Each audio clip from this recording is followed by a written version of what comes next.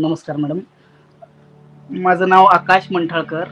आपण 2013 या साली मॅक फॉर मेन्स या नावाने आपण शॉप चालू केलं, जेणेकरून आपल्याकडे कपडा आणि स्टिचिंग करून कस्टमाइज्ड टेलरिंग आपण चालू केलेलं आहे. या व्यवसायाची सुरुवात म्हणलं तर आमचे वडील यापूर्वी 25 वर्ष दुसऱ्याच्या दुकानामध्ये कामाला होते. परत 2012 आमचे मोठे बंधू त्यांना नोकरी लागली. मग आता पप्पांनी दुसरीकडे करू नये म्हणून आपलं स्वतःचं दुकान असावं, तिथून आमची सुरुवात झाली. मग दुकानातला इतकं रिस्पॉन्स मिळाला तर मी माझं BCom शिक्षण झालं 2013ला. मी पण शॉपमध्ये बसायला लागलो. अशी आपली सुरुवात झाली. ही आयडिया म्हणल्यानंतर आपल्याकडे फक्त टेलरिंग होतं. मग टेलर सोबत कापड ठेवावं असं आपल्याला चालू केलं आपण. मग मुंबईवरून आपण कपडा आणायचो. परत कस्टमाइज्ड आपण कस्टमर्सना देतो, त्यांच्या चॉईसनुसार, त्यांच्या कलर्स, बटन्स पासून आपण कस्टमरला त्यांच्या मनानुसार. त्यामुळं आपले बरेच कस्टमर वाढले. आपल्याकडे शर्ट, डिझायनर शर्ट्स, परत कोट्स, सूट, जोधपुरीज, ऑल ओव्हर जे काही पुरुषांचं वेशधान असतं ते पूर्ण आपण करून देतो. समजा सर्वच आलं त्यामध्ये. आपल्याकडे कर्नाटका, आंध्र प्रदेश, तेलंगणा आणि महाराष्ट्र या 4 राज्यातून आपल्याकडे कस्टमर्स येतात.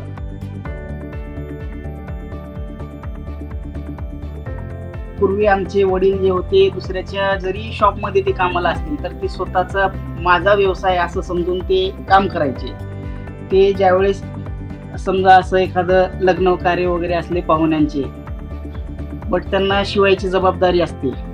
भले त्यांची हजेरी 400 रुपये असेल, पण वेळेवर लवकर जाऊन यावं म्हणून त्यांनी कार घेऊन जायचे. म्हणजे त्या कारचा खर्च जरी 1,500 आला, त्यांची पगार 400 रुपये असले तरी वेळेवर कामावर ते यायचे. म्हणजे ते वेळेला महत्त्व द्यायचे. तिथून ती प्रेरणा आम्हाला मिळाली. म्हणजे पैशापेक्षा वेळेला महत्त्व द्यायचं असतो.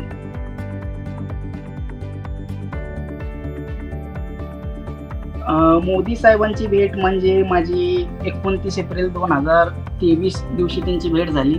आणि 5-6 दिवस अगोदर मला कळलं की बाबा मोदीजींची माझी अपॉइंटमेंट ठरलेली आहे. मग त्यांच्या डिझायनरकडून मला मेजरमेंट देण्यात आलं मोदीजींच्या जॅकेटचं.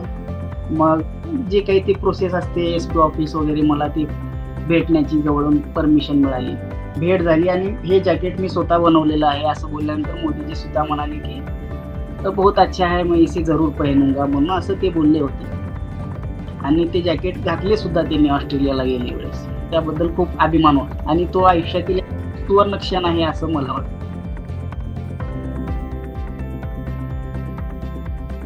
आम्ही 2013ला जवळपास 10 बाय 15चा शॉप होता आपला. तिथून आपली सुरुवात झाली आणि फक्त 1 लाखाची इन्व्हेस्टमेंट होती त्यावेळेस आपली. मग तिथून कस्टमर बेस वाढले. मग परत आपलं बरेच सिनियर ऑफिसर्स, जे काही ॲडिशनल SP असतील, कलेक्टर असतील, बरेच आपण DYSPचे असे डिझाईन केलेले आहेत. सिना कलाकारांचे डिझाईन केलेले आहेत आपण. मग तिथून आपल्याला व्यवसायाला थोडं मदत झाली. समजा बाकी जे ब्रँड असतात त्यांचे मेजरमेंट स्टँडर्ड मेजरमेंट असतात त्यांचे. आपण कसं सर्व कस्टमर्सना आपण डायरेक्ट देतो आपण त्यांच्या मेजरमेंटनुसार. मुळात मेजरमेंटनुसार देणं हे महत्त्वाचं असतं. मग त्यामुळं आपला ब्रँड चालतो समजा बाकी ब्रँडपेक्षा.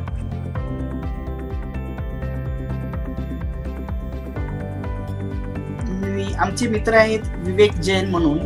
मग त्यांनी म्हणले नवीन स्टार्टअप करताय तुम्ही, नवीन शोरूमची ओपनिंग आहे तुमच्या, मग लोन वगैरे केलात का?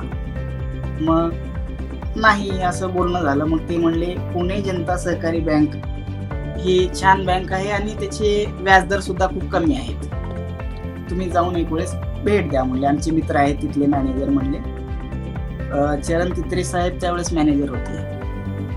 मी जाऊन बँकेत भेट दिली. परत मला बँकेचे जे खूप छान वाटले आणि बोलण्याची पद्धत, कस्टमर्सना, बँकेचा स्टाफ सुद्धा खूप छान आहे, यंग आहे.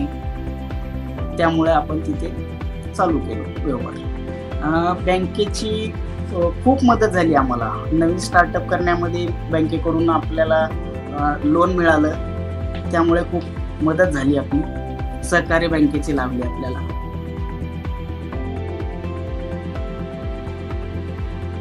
नवीन जे उद्योजक आहेत ना, त्यांना व्यवसायात यायला काहीच अडचण नाही. म्हणजे नोकरी तर सारेच जण करतात. काहीतरी नवीन मार्केटमध्ये घेऊन आल्यानंतर व्यवसाय 100% हा चालतो. मार्केटपेक्षा काहीतरी डिफरंट असायला पाहिजे आपलं, आणि 100% आपला व्यवसाय चालणार. काळानुसार बदल करून जे सध्या डिजिटल चालू आहे, ग्राहकांची किंवा बाजारपेठेचा अभ्यास करून काहीतरी नवीन कस्टमर्सला देणं ही काळाची गरज आहे. त्यानुसार आपण जर व्यवसाय चालू केला तर तरुणांना त्याचा खूप फायदा होईल. धन्यवाद. यश शिखराकडे पाऊल आमचे, ग्राहक हित उद्दिष्ट आमचे,